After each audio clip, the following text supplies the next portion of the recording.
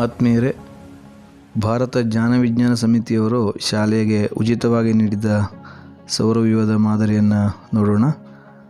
ಇದರಲ್ಲಿ ಮೊದಲನೇದಾಗಿ 4 ಭೌಮ್ಯ ಗ್ರಹಗಳು, ಗಟ್ಟಿ ಗ್ರಹಗಳಾದ ಬುಧ, ಶುಕ್ರ, ಭೂಮಿ, ಮಂಗಳದ ನಂತರ ಕ್ಷುದ್ರ ಗ್ರಹಗಳ ಪಟ್ಟಿ, ಗುರುಗ್ರಹ, ಶನಿಗ್ರಹ, ಯುರೇನಸ್ ಮತ್ತು ನೆಪ್ಚೂನ್ ಈ ಗ್ರಹಗಳ ಮಾದರಿಯಂತೆ ಅನುಪಾತೀಯವಾದಂಥ ಬಾಲ್ ಮತ್ತು ಮಣಿಗಳನ್ನು ಹೊಂದಿಸಲಾಗಿದೆ. ಅವುಗಳ ಗಾತ್ರಾನುಪಾತದಂತೆ ಈ ಒಂದು ಮಾದರಿ ಇದೆ. ಅತ್ಯಂತ ಚಿಕ್ಕ ಗಾತ್ರದ ಮಣಿಗಳು ಮತ್ತು ದೊಡ್ಡ ಗಾತ್ರದ ಬಾಲನ್ನು ಅವುಗಳ ಗಾತ್ರದ ಅನುಪಾತದಲ್ಲಿ ಹೋಲಿಸಬಹುದಾಗಿದೆ.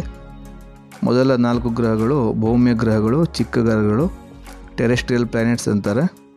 ಮುಂದಿನ 4 ಗ್ರಹಗಳು ಅನಿಲ ದೈತ್ಯಗಳು ಅಂತ ಅವುಗಳನ್ನು ಕರೀತಾರೆ, ಹೊರವರ್ತುಲದ ಗ್ರಹಗಳು ಅಂತಾರೆ. ಇದರಲ್ಲಿ ಬುಧ ಮತ್ತು ಶುಕ್ರ ಉಪಗ್ರಹಗಳನ್ನು ಹೊಂದಿಲ್ಲ.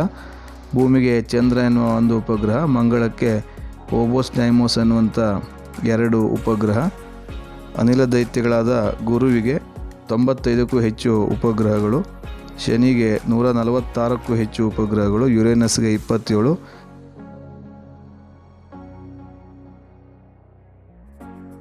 ನೆಪ್ಚೂನ್ಗೆ 14 ಉಪಗ್ರಹಗಳು.